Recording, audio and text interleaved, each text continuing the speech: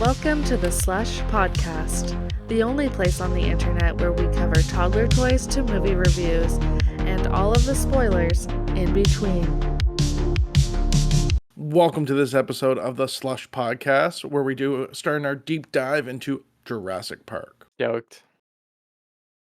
This one's particularly significant because I would say that Matt and I became friends over Jurassic Park. Yeah, I think that it was definitely a bonding thing because, people like Jurassic Park, but then when you meet the fans who love Jurassic Park, I could tell you were one of those fans because you were like, oh yeah, the book and the InGen and they had all this stuff cut out and the thing was cut from this movie, but they put it in the sequel, and I was like, holy shit, you know a lot more than I do about Jurassic Park. I gotta talk to this guy more about all things dinosaurs. And you love dinosaurs and you know a lot about all the cloning and the engineering, so makes sense that you're doing this, you know?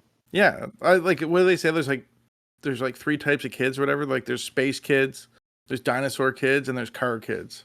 Oh, and I guess I'm a space dinosaur kid. But yeah, so I think this is going to be an extended thing. So bear with us because this might seem to start off slow, but hopefully it's still pretty interesting. Hell yeah! Maybe we should start off with why Jurassic Park is important to us. And I'm gonna let you. You're a shade older than me, so I think you were at a better age to absorb Jurassic Park when it came out. Well, I mean, I saw Jurassic Park with my mom at Crystal Palace, which is like an old amusement park. I think it was in New Brunswick, wasn't it? I don't remember. Yeah, it's a Bass Pro now. Oh my gosh. Well, I loved it. They did an indoor roller coaster. It was amazing. I forgot how old I was, but I think it was like 92 or 93, a long time ago. And they had it at the indoor cinema there, and they had Weekend at Bernie's 2 playing as well, which I was like, I don't know if you get away with that today. But yeah, I remember we watched it, and I didn't even know what to make of it because, I mean, I know that we grew up watching stuff like Back to the Future and Ghostbusters and Ninja Turtles, and things were kind of fantastical back when we were kids. But those dinosaurs, man, and the CGI and Spielberg, it was just kind of like the perfect blend of what you knew was going to be a classic the first time you watched it. I had nightmares forever, but there was something about it, man. The music, the effects, the characters, everything just kind of made it a perfect experience for that age, being a kid, and it blew everybody's socks off. I remember it was on the news, and they were anticipating a sequel eventually, but that didn't come for years later. But yeah, I love Jurassic Park just because I think that it was perfect. It was an amazing adventure, especially if you're a kid watching it, because there's kids in the movie, so there's kind of somebody to identify with right away. And it looks so real, and it kind of was the first time, you learn about dinosaurs when you were a kid, but then you see Jurassic Park and it makes it so palpable. Like, you kind of believe maybe they could, actually clone these things. Maybe they could actually bring them back. And I think since it came out, people are kind of like, yeah, that would be cool. It would be bad, obviously, for what happens, but yeah. What do you think, Cody? What got you into this whole thing? What was your experience? Oh no, I remember watching it when I was probably too young to watch it, and and it was after the release because we watched it on VHS in my house, and I was so scared. I remember putting my head in the cushions like a fucking ostrich. But then when Lost World came out, I was of that age. I was like, oh, this is just rad, motorcycles chasing dinosaurs down. Yeah. But I don't know. I think it really captured our imagination because the lack of CGI, all the animatronics were so well done. Yeah. I think they were smart to set it on an island that seemed exotic to us. Because that makes it believable. You're like, this could be happening on an island somewhere. Oh, I wish. I think even the Jurassic World sequels, as soon as they left the island, there was a disconnect. And we're like, well, we know this isn't happening in San Francisco, yeah. It kind of just becomes I don't want to say a franchise fatigue thing, but once they took it off the island, it felt less special. And you're right. It's so self-contained on the island where you can get away with more, I think. I don't know. But I think it's good. I think Jurassic Park is, it sounds like a weird thing to say, but it's like sci-fi at like the truest of science fiction, where like it's based on more science than most things Yeah. with like a little bit of fiction. And like it's that believable science fiction that like I've always really gravitated to. Yeah, and I mean, we'll get to the book, but I mean, like, as soon as I'd never read the book ever, and as soon as I started it, they have like two quotes in it, and then following the two quotes, one is kind of like a science-y quote, and then the next one's kind of like just a one-liner where it's like, basically fuck around and find out, kind of, and Mhm. then the opening of the book is all about like genetics and gives you a history of like engineering and that's before you even get into the story, which is so cool because most of them just kind of are loosey-goosey with the scientific facts and the stuff leading up to it. So it is cool that Jurassic Park really respects the whole genre. It's like a hard sci-fi. It's pretty wicked. Yeah, I've heard it referred to as like a techno sci-fi. Oh, that And sounds fun. and I like that it's like I don't know. We had this conversation about like Heinlein when we did the Starship Troopers podcast, where like Heinlein wrote that with an agenda. And whether you believe it or not, like Heinlein was taking a stance, and I think that's what Crichton was doing too. Like Crichton probably saw where this genetic research, or in his mind, where he thought the genetic research was going, and he wanted to write this book as his opinion on it. You know what I I mean? feel the Like, same way. You took the words out of my mouth. I thought about Starship Troopers as soon as I finished the first couple chapters because you're right. It's like it's the author's real take on like this subject, and you wouldn't think that not reading it because you see it on the shelf and you're like, oh, Jurassic Park's like the movie, but reading the book, I mean, like, it's so different than the movie, but it seems so good on its own too, which I love because you don't want to just read the book and basically be watching the movie in your head while you're reading it but this is so different it seems like. and it's interesting because like we'll get into more detail down the line, but I think Crichton wrote Jurassic Park as like this opinionated thing, but then Jurassic World really felt kind of like he was writing that for a movie Oh because really? that's where you started seeing like crazy stuff. Like, what is it? In the third movie, there's a whole thing about when they're in the aviary and the guy's got he base jumps and he's getting attacked by pterodactyls or petrodons. In the second book, there's a scene where like the InGen guys like jump off a cliff with paragliders and they get attacked. And like Oh, that just kind of felt like very movie-esque, you know what I mean? And all these like scenes of them like running down dinosaurs to catch them to bring them back to San Francisco, just like I don't know, that all felt very shit. fantastical. That's like yeah, I know like we haven't gotten to that book yet, but like it'll be interesting when we do the research about it, like to find out how in line he was when they were doing like planning to do the movie sequel to be like, okay, we're gonna need X, Y, and Z to be like the same. Like I felt like that with Ready Player One. Ready Player Two is such a it's so significantly different where you gotta wonder if they had never made the movie, if the sequel novel would have been like that, like there's no way, right? Like, so yeah, This is that's interesting because like fascinating. Crichton obviously like is more prolific in the film industry than a lot of writers. Hmm. So I wonder if it'd be interesting to go look at some of his other works and see if there was like a shift. You know what I mean? Yeah, did he do that movie Timeline by chance? He did Timeline, Congo. Like there's a bunch of Crichton books out there that turn into movies. That's cool. Congo is so great. I remember seeing that when I was younger, and that was the time, Uh, man, when they were making movies, and it was like there's just kind of like some golden stuff coming out. I'm pretty sure Outbreak was a Crichton book too, wasn't it? Really, I don't know. That movie was great. Freaking Yeah. Dustin Hoffman. Um, but yeah, so you saw Jurassic Park. I mean, we both saw it when we were kids, and it just left an impression. Yeah, I gotta wonder what Bennett is gonna think of Jurassic Park because I don't think that there's any dinosaur movie still to this day that holds a candle to Jurassic Park, and I don't know, dare say it, there ever will be probably. The problem you're gonna have is by then they're gonna be like, all the dinosaurs had feathers, and Bennett's gonna be like, "What is this? This doesn't make sense. This isn't a real thing." You know, like. Well, my explanation to get around that is that they spliced in that frog DNA, in the movie and changed some stuff around, Totally. I mean, like, there's actually, this was in my notes. There's a Oh, quote where they're talking about, like Henry and Hammond are having a conversation about they want to do like 4 point whatever of the dinosaurs, and Henry's like, this is a realistic dinosaur. It's too slow and boring, and he wants to make them like Indominus Rex, where they're like cool and sexy. And Hammond's like, no, like they're supposed to be dinosaurs. People are coming to see dinosaurs. And I think Wu says something like entertainment and reality are never linked. Like they're not the same thing. interesting. That's cool. I mean, that's why it's great, like they're not just cloning dinosaurs, they're literally making dinosaurs. They're mixing it all up. It's really cool.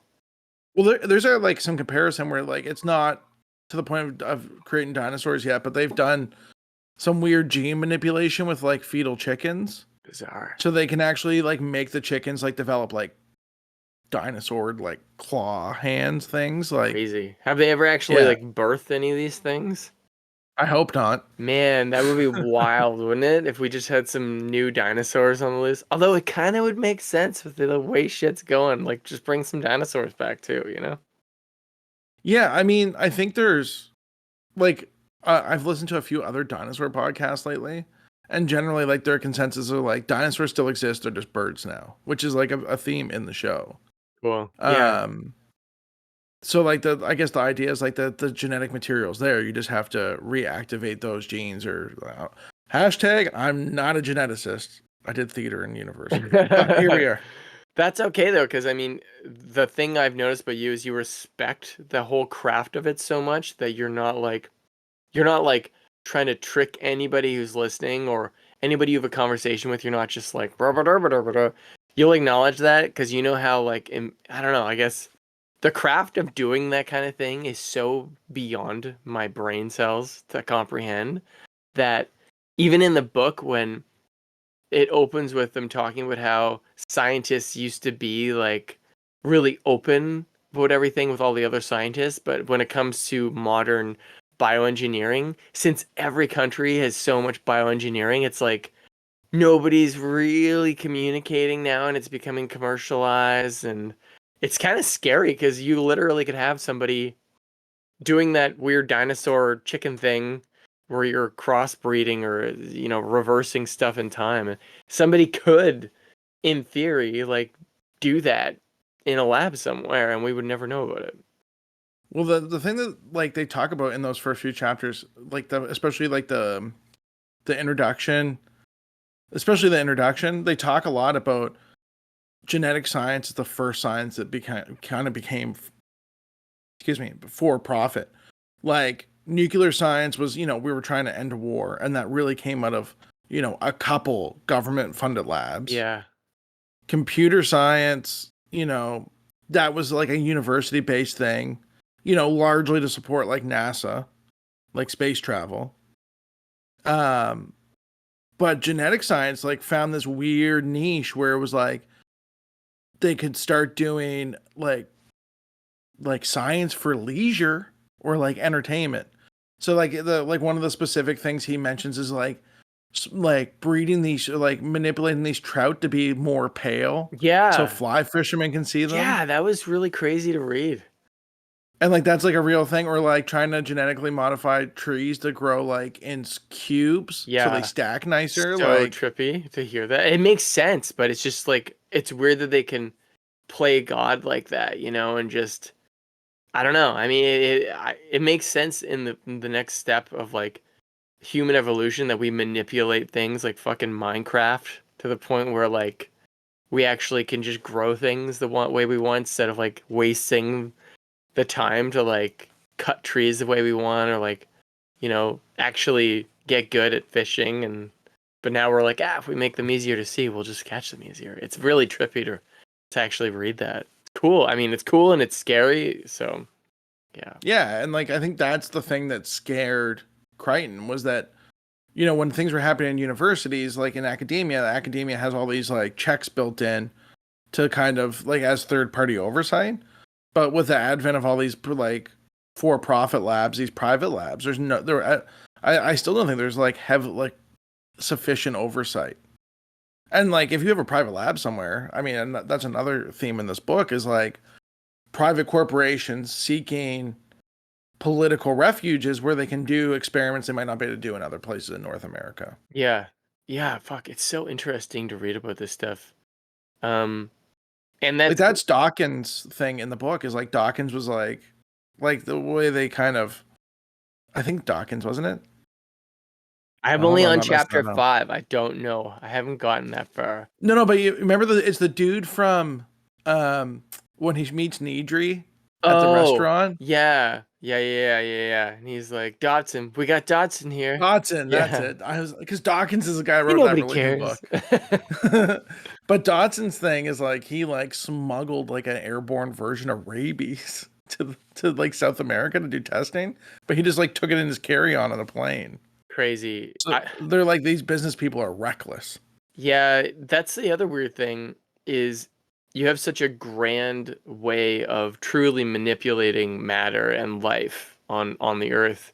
And you have these like kind of like shitty con men folks who are doing who are doing the deals behind the scenes, and it's kind of like it is like really it makes your skin crawl because they're the ones who are handling these heavily modified genetic, basically like they want to make dinosaurs bioweapons in a way. I don't know, like it's just it adds another level to the story that I'm sure we'll get into later, like you don't expect because um like to people like us, it's like, oh, they're dinosaurs, they're so cool, but to other people they're like, you know money, weapons, and it's like just so far out of the realm of like a childhood like fun cool, like I'd love to go to a park and see a dinosaur thing, like it's so far Mhm. away from that. So it'll be fun to get into that whole thing later. It's gonna be wild. It's gonna be a ride. um but yeah, so what did you first read the book? I don't know. I do a lot of audiobooks. I literally watched a movie probably more than 100 times because it became like my default background movie. Mm-hmm. So like all through university, like it just was kind of on repeat. But I feel like I didn't read the book until university maybe. And I read a physical copy first, I approve. which is rare for me. I don't read a lot of physical copies, but I mean, I have a physical one here that Darcy gave me, but as soon as I finished those 5 chapters, I got the book by Scott. Is that his name, Scott Birch or something? Whoever is Mhm. doing an Audible, because I Googled it and I was like, who does the best audiobook? Oh, so yeah, I didn't put that much. I just whatever popped up on Audible. I jumped, It's but probably the same guy, but I am listening to it. I finish reading it and then I listen to it while I'm rocking mhm. Bennett to sleep to see if there's anything I missed. The only thing I've noticed the difference so far is when the guy is reading in the audiobook, it's like way scarier. And that's one thing I was shocked at is like this book is Yeah, fucking scary. Like the first couple chapters, it got pretty scary. I'm not gonna lie. I was shocked. dude, it's not a kid's book. No, at all. Like That's why like the potential of like an R-rated Jurassic Park movie, they could totally do it. Jurassic World movie is Yeah. like pretty exciting. Well, we'll after we do a whole bunch of episodes, it'll be kind of cool because we'll be going to see the new Jurassic movie and we'll be able to talk about it. But the fact that Gareth Edwards, who did Rogue One, and like what was that new movie he did? Founder or something, or like No, I don't I know. can't remember, but it was like they shot it for like they used like prosumer cameras, and he does like I don't know. He's really cool. I like Rogue One a lot. I thought it was one of the best Star Wars movies, to be honest. So the fact that I he's will doing it, say, after like 28 years later, being like, we shot this all on an iPhone, and then it's got like a huge lens package on it. I'm like, I'm not falling for this. We shot this on a really cheap camera, you know. I think that I know what you mean because it's almost like, yeah, you're replacing the sensor basically just with an iPhone sensor instead of like an Alexa 35 sensor. The only really impressive thing I think about it, what 28 weeks or years later is going to do, is how much range they can pull out of that sensor. Because they do have, like, the Panavision lenses made to go. They're probably bypassing a lot of stuff in the camera just to use the sensor as best they can. But yeah, I don't know. I don't know how it's going to look. Because I've seen a bunch of movies now where they use digital cameras like that, and I don't know. I can barely notice because they're still using amazing film equipment. They're just using kind of a shitty sensor. Um, but even 28 days later, they use the Canon XL1, and it does kind of look shitty though because it's from so long ago. But I think the iPhone, it probably will look pretty good. I will say I saw Jurassic Park in the 3D, like when they like upscaled or whatever you call Oh that. yeah. And the part where they're sitting in the tree, like Grant and the two kids, I was like, man, that tree looks like shit. Like now that it's like 4K, because there's so much of that, like, it's good enough for film. You know what I mean? And Yeah. then not film anymore. It's kind of forgiving. I think a lot of like art department and effects stuff, they got used to like a forgiving layer almost that they could get away with stuff. But now it's like I saw the Rings of Power on Amazon, and that, in my opinion, is the clearest, like as far as actual clarity goes, like edge to edge, all the sets, all the effects and everything is like the cleanest I've ever seen. Like you couldn't even there's no Starbucks cups in the background on that show. But I don't know what they're doing with the new Jurassic Park or Jurassic World movie, how they're shooting it. I think it's on film, actually. I saw the Panavision cameras because they had the film mags taped up with like green and red, like the Explorers, the Ford Explorers. So I think it is on That's film. cool. Yeah. Have you gotten to the part where they track how they track the dinosaurs around the island? I have only finished up to chapter 5. So where I stopped, they were like, that lady came in and she's like, "Oh, like that's funny. That's a dinosaur." And they're like, "What? No, that's a kid's drawing." Oh, And then she's like, that's it. "No, it's a dinosaur." That's an interesting part. I don't know if this is jump around too much, but I kind of like leaned heavy into my critical theater degree about and not like and they because I was like they're putting a lot of time and talking about like how remote that park is. So like I was like, oh, this makes perfect sense when you think about it because they're going in and they're like enjoying the natural beauty of all this stuff. They're talking about how his wife wants to get the Bowman wife wants to get plastic surgery. Yeah. And he's like, you don't really need that. You're Yeah. beautiful the way you are. You don't need to be modified. Oh yeah, And that's true. I never thought of that. and then, they're in this idyllic beach and the daughter gets attacked by like a genetically modified thing that's encroaching on this beautiful it was I think it's like Paradise Lost is the chapter or Yeah. something. Yeah. Jeez, you So read like into that really good. oh yeah, That's I read the awesome. book hard. Yeah, no, it was like same thing. Like when the chapter before that, I think, is when they bring the dude and they got tore up by the raptor. Yeah. Or you assume got tore up by the raptor. Like they're literally bringing the victim of this monstrosity to paradise. It's funny. I mean, they talk about it raining a lot, and that whole setup is all about these genetically modified monstrosities. Kind of like the same way the second movie brought the T-Rex to San Francisco. Yeah, that's Like true. we're just doing that in these first chapters. Yeah, I never even thought about it like that. See, I was trying to think about these things, and I was like, Cody's gonna know some shit. I know he is. Nah, I mean that's cool. I never even really thought about that because I'm at the point where I'm like, I don't know who's gonna be like one of the main characters. I have no idea. Mm-hmm. So every time they start giving you a character's name and then a little bit of info, I'm like, okay, this is a new character. But yeah, the whole plastic surgery thing and the wife tricks him going there on the family vacation to get the surgery, but then the husband convinces her not to get it. But then you're right, then the genetically modified dinosaur, it like bites the kid a whole bunch and she like almost goes into a coma or something, right? Because there's some kind of a poison Yeah. in the Well, bite. that's a thing that they talk about a lot. Like even when the guy shows up from like they bring him in from the mangled guy. Yeah. Is they talk about there being some type of venom, but it sounds like so back then. How do I explain this? There's no So like snakes have like venom glands that like their fangs are like a hypodermic needle and forces venom in. Yeah. But back then, the only real venomous um, lizard we knew about was a Gila monster. But there's Komodo dragons that also have like bacterial, like cause bacterial infections from the bacteria in their saliva. Mm. We're now finding out that they're probably actually venomous as well. But I think that Crichton leaned into the Komodo dragon type, where like they would bite you and then like this frothy saliva would then infect you. Because like they talk about when they bring him in that he has like foam that they think is saliva, and she's taking samples, and pretty. The whole thing's pretty gory, man. It was really gory when she's talking about like how she can see his bone like in like, and then she takes the pictures, but then they take the camera and she doesn't even see them take the camera. It's like it already sets us up for like, okay, well these InGen folks obviously are used to covering shit up. So yeah.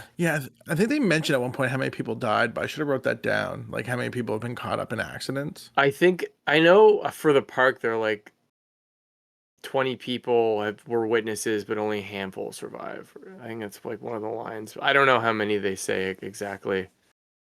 They go into like a fair bit about like Dilophosaur venom. Oh, like at one point, because like like it's not really a spoiler, but they talk about like they didn't know that the Dilophosaurs would be venomous, so like and they don't know how to make them stop being venomous, so they want to dissect one, and like they're like, no, they're too expensive, so they're like just kind of waiting for one to die so they can figure out where the venom comes from.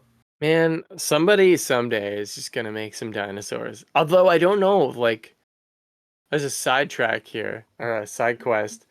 Could you even do that now though? Because the the atmospheric composition or whatever was so different than today. Could they even survive? Like, would they be able to breathe here? It's interesting. Crichton gets into that. Oh, really? Yeah. Like at one point, there's like not really a spoiler again, but there's like a Stegosaurus, and they're like literally like, look at that Stegosaurus. It's wheezing. It can barely breathe in this atmosphere. Like there was so much more oxygen back then. Oh, interesting. Yeah. There's interesting things like there's like maybe a whole episode and stuff, but there's like some like it's widely believed, and we do this all the time, that there's just not enough to recover from dinosaur DNA to do dinosaurs. But there are things that we can get DNA from. So like there's a company called Colossal that's doing processes like programs now to like clone like dodos and like Tasmanian tigers and like things that like exist in recent history. Yeah. But the thing that's making them kind of famous is they're trying to do woolly mammoths and reintroduce them into the tundra. Crazy. And there's some speculation that by repopulating large herbivores on the tundra, that we can actually maybe slow some climate change effects, but that's all very speculative. Like there was a place in Siberia called Pleistocene Park, and they were experimenting with like there were like ancient horses and stuff, so they were just like, well, modern horses will do, and they're kind of creating this like supposed ice age ecosystem. Weird. That's crazy. Yeah. Oh, yeah, like man. they think we'll have a living equivalent of a woolly mammoth in like within 10 years. I don't doubt it, man. Like especially with the way that like AI has really come along now, you could easily just solve a bunch of math issues that they would never been able to do before so quickly now. And just there's probably a lot of work now that they know they could make it. It's just like the red tape of getting the green light to say yes, because the first people who do something like this, everyone's gonna be like, is it morally right and all, and then you get into that whole other like business of like activists would be completely against it, or like other people would be really into it, and because it seems like nowadays you never really know what folks are gonna think about something like that, so it would get into a really interesting new whole goddamn thing. But I'm here it's like for the it. thing that Malcolm brings up in the movie. I don't remember if he brings it up in the book, but he says like, we're not talking about California condors. Like we're not talking about something that went extinct because like we were spraying poison on plants. We're talking about something that like naturally died off 150 million years ago. Like, yeah, like maybe for the best. Like, Yeah, I mean, know. it's wild to think about. They were around for so much longer than we were, and it was so long ago. It's honestly like it's incredible that we even know. Like we're that at this point in like human history that we can put those pieces together and know that dinosaurs were actually alive for that long during these different periods. And it's really trippy. Like it's really, I just hope that like it's hard to like fully wrap your head around it when you go to museums and like see dinosaur bones and stuff, and they're like, because just from being taught it so young at school, you're like, yeah, dinosaurs existed for like, for goddamn ever basically, and then they were gone, and now we're here, and it's like, oh yeah, dinosaurs, that's cool, but it's fucking crazy. It's fucking crazy to think about. Well, the thing is too is like we gotta remember like we think we know things now, but like how often are like they proven wrong? You know what I True. mean? Yeah, that's true. Fuck. And like even things like there's a thing, I don't know if you've gotten to it yet, but like there's a T-Rex that was on display in the book. There's a T-Rex that's on display in New York, and Tim's like, "Oh, there's one too many vertebrae there." Oh, And like him and Grant like bond over like Grant's like, "Yep, that's T-Rex 1342." Like that's crazy. That's cool. I'm excited to get to there, those characters in it. yeah, Tim's way more of an interesting like in the it's weird. They kind of flipped Tim and Lex in the movie. Oh, Which was like a weird thing. And like I think Lex is a lot younger than Tim was in the movie. interesting. I do see that's the thing. This is going to be such a different experience than watching the movie because it already feels so different than the movie, like right out of the gates. Way different. But you're gonna find, I think, that it's like familiar. Like there's a lot of things that are familiar. Like it honestly, it feels a lot like a little bit like Camp Cretaceous, because like they're kind of like bombing around finding like buildings and stuff like that at one point. Yeah. Like if you ever played the Sega Genesis game, the Sega Genesis game makes a whole lot more sense. Really? That's crazy. Yeah, because like even like the Universal ride, like the raft thing, like that doesn't make any sense for the movie, but like there's a whole section of like them like on a raft in the book. I feel like, yeah, I loved going on the ride. When we went to Universal Studios, honestly, that was probably the closest I felt to like when I was a little kid seeing Jurassic Park because they had the whole compound there and the gates and you go through and Yeah. the T-Rex. It was so cool.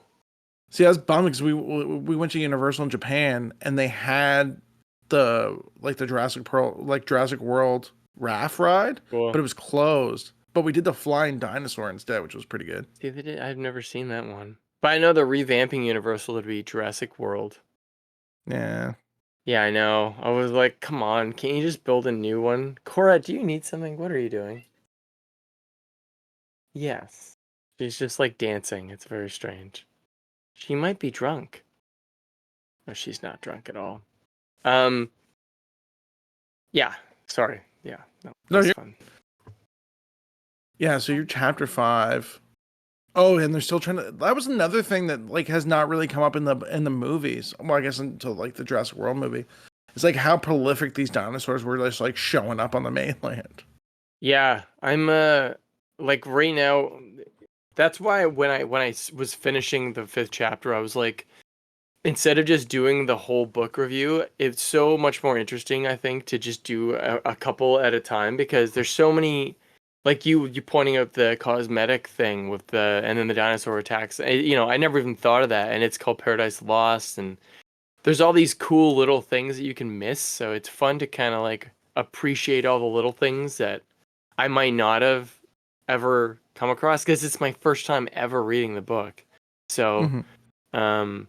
yeah, this is the journey that's beginning. And yeah. That's all I got. No, it's good. And like to be fair, like I've listened to this audiobook specifically for this podcast now, like probably 5 times. That's awesome. Oh, I have it now, so I'll be joining you in there. I've already restarted it twice on the audiobook. So I've read it first chapters 5 times and listened to the audiobook twice for the first chapters. So Yeah, I do appreciate how Crichton like lays out his opinion about like we were saying about how he's like genetic modification stuff's a little scary. Like, do we really need to be doing this? Yeah. It's funny because it was so long ago now. Like, it seems like just yesterday that this came out, but like, isn't it like 1990 when the book came out? Like, that was so long ago now. That's almost 40 years ago. So that's yeah. When you put it like that, it makes me a little uncomfortable. Do you think the perspective for genetically modifying things has changed since then? Do you think we just Honestly, have accepted it? I don't know. I think that most people who don't really know much about it, they just kind of hear it and it sounds kind of like Frankenstein-y, kind of freaky sci-fi stuff. But people like us who are just, interested in it, I feel like it's kind of like it just makes sense that they're going to do it at this point because, you know, I don't know if it's true, but I heard that like we consume like the planet consumes like over 2 Earths worth of food a year, and if we didn't genetically change stuff, there's no way in hell that everybody would actually be like surviving. I don't know if it's true, but like it kind of puts things into perspective. It's like if we continue doing what we're doing, we almost have to genetically modify things like food and plants and things to, you know, exist under really strenuous positions with us as we're going ahead. So even though I think a lot of people are scared of it, it is like almost like a necessary thing that's going to happen. So from when 1990, when he was writing about this, to now, I feel like there's obviously a lot more information available for people to look it up and find out if they really want to go down that path. But I don't think most people realize, how much stuff is actually genetically modified. Like Bill Nye did a whole episode on it on his show about GMOs because people were like, oh, GMOs are bad and yada, yada, yada. And he was like, technically everything is GMO. Like even if you have a farmer who has never used anything that's GMO'd for seeds, there's no such thing anymore as the OG seeds. Like they don't exist. Everything is all on the same planet. It's all going through the same cycles of pollution and changes in the atmosphere and the ocean and everything. And the ice is melting and everything is getting changed no matter what because of us. So it's all becoming modified in a way. So I think that what he said is basically he's just predicting the future. It's just going to be more extreme, I think. It's a long answer, but No, it's good. I think the scary thing is this idea of like a genetic arms race. oh So the god. idea that like you make corn genetically stronger against like a fungus, but then that fungus is going to evolve to try to beat that adaptation. So then and you're kind of as you're creating a stronger plant or a stronger biological entity, you're also promoting the thing that you're trying to fight to evolve stronger and stronger. And if you're dealing with this product that's being cultivated, well, what about the natural environment that's around? And Yeah. is that fungus going to spread out and then be even more devastating to the natural organisms? And the other part of it is like the corporate part of it, which I think that's the part that really made Crichton uncomfortable, was like the corporate exploitation of this and the copywriting of it. And Yeah. we see that in like the commercial world. If John was here, John would probably be able to tell you that like you have like a field of wheat that you have to license every year. Like you can't even harvest the seeds from your own field because they're a species of seed that's been genetically modified by this company. Like Yeah, you want to that's use so it. weird. I heard that even if like the wind blows certain parts of your crop into another one, it's considered like you have to pay the other licensed field because even though you didn't take it, it's like your whole crop has been modified from. I don't know. It gets really. I think Yeah, that it's I don't know messy. enough about that, but I hope it's more nuanced than that. But I've heard that same thing that it's crazy. Like that's crazy. That's our food stock. I know, You know, right? it's one thing to talk about like dinosaurs in an amusement park. Like it's okay. Like if that goes bad, it goes bad. Like, but we're talking about like people living and dying. I It's so know. wild. And as weird as like Jurassic World 3 is, that's the first time they kind of get more into, for the first time, like not just the dinosaurs, and it's like all those insects like affecting all of the food, and like Jurassic World, yeah, yeah, yeah, yeah. like I'll have to watch it again, but I know because it goes off the rails so fucking hard at a certain point. Well, even like Jurassic Park 3, they started talking about like InGen's up to some nefarious stuff. hmm, And then also like look at in the first Jurassic World movie, like they were trying to work on military contracts with the Velociraptor, which yeah. is, a little bit uncomfortable. Could you imagine they'll just send the raptors out after you? Holy fuck. That would not be Dude. fun. Yeah. I Feel mean, there's a whole conversation like how do you train a raptor not to eat a child? You know what I mean? Like yeah. this Or kill you. Man, side note, completely side note, but that when they talked about how they had the little dinosaurs and the night nurse or whatever sees them as perched like little gargoyles around the baby, and then you see it like Yeah. they've killed the baby and like they're eating its face. That I was like honestly gave me goosebumps because we have a baby now, and I'm like reading this Jurassic Park Steven Spielberg movie, you know, but it's just so much more gritty and R-rated in the book. It honestly scared the shit out of me. I was like, "Oh my gosh, this is like a horror book. This is crazy." Pretty cool Yeah, though. I don't think it's a spoiler that Nidri dies, but that's pretty graphic. Oh man. I'll Yeah. be like, And it's interesting because like there's characters that die in the movie that don't die in the book. "Oh really?" Yeah. Well, Yeah, which is we'll have like to save that for episode 12. yeah, yeah. When we're down Yeah, the I think line. the only character that you've seen so far that's actually like kind of different, and probably the only one that's going to be different is like the Ed Regis guy, who's the guy that takes the camera, and he's Oh, around for a bit. right, yeah, okay. Yeah, because at this point, every time I meet a character, I'm like, I don't know if they're coming back or not. So, Mm, No, no, I don't think anybody else comes back in like any meaningful way. Like the herpetologist, um, Gutierrez, however you say his name. He like kind of comes back in like a loosey goosey, like, oh hey guys, how you doing? But well, I but think yeah, it's no, great. I really like it so far. Well, of course, it's like a bestseller movie and all that shit, but it's cool reading it. I'm really liking it. I think it's refreshing that it's different. And it's not just like sometimes you expect like it's gonna be like, oh, this is. Remember when they were just releasing the books for the movies? Yeah, I don't It's like know. just like I just would have watched it. It would take me less time. Yeah, it's weird, man. And I've been meaning to read. Like Darcy gave me this. I don't even know. Like probably 13 years ago. I've had this. I've started it so many times. So now that I'm actually reading it, I'm stoked. I'll have that marked off my list. And I already have The Lost World, 'cause I got that from the pool with Congo.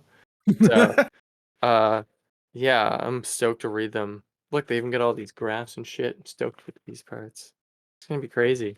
Dude, the funniest part of all this, if there's a funny part about people getting eaten by dinosaurs, is like the technology part of it. Like that's why I asked if you got into the tracking system in the park because No. it's absurd. Like I can't.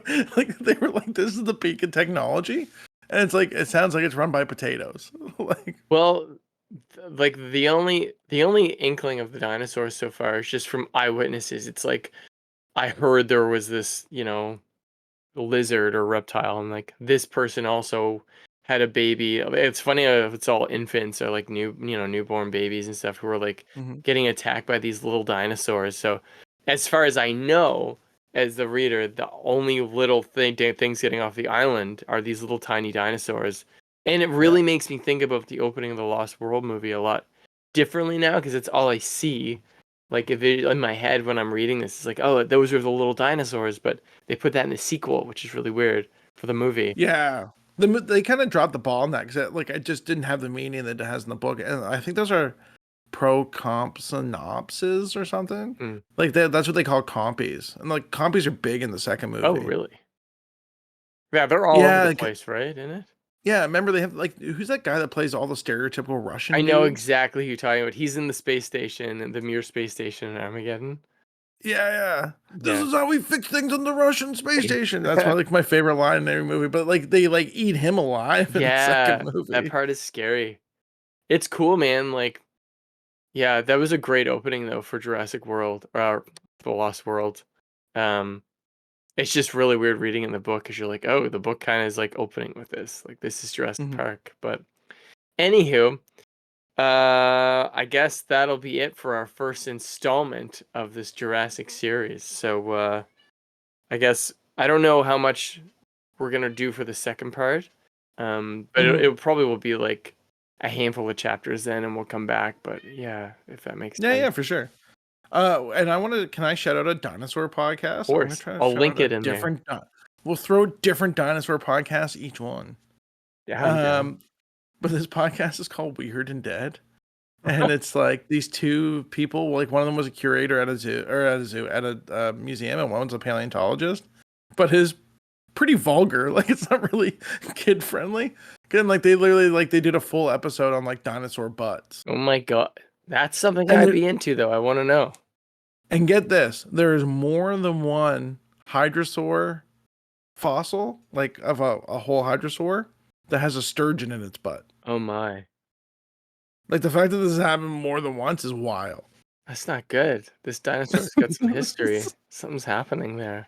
Yeah. So it's hilarious. Don't listen to it with kids, but like I really appreciate them. No, I'll put a link to it in the description here.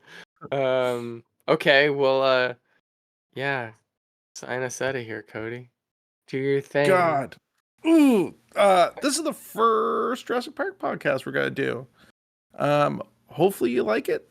It's gonna be, as you can tell, we're only into the first 5 chapters of the first book. So there's only about 6 movies and at least one more book to go through. And then the toys, and then the cartoon games. series, the games. Yeah, get out there and get that Sega Genesis game that is like doesn't make any sense unless you've read the book. I can't wait to play it now. I have a Sega Genesis, so. My name's Cody. That's Matt. Like and subscribe. We're in all the places you find podcasts. Sorry, Sully. Bye.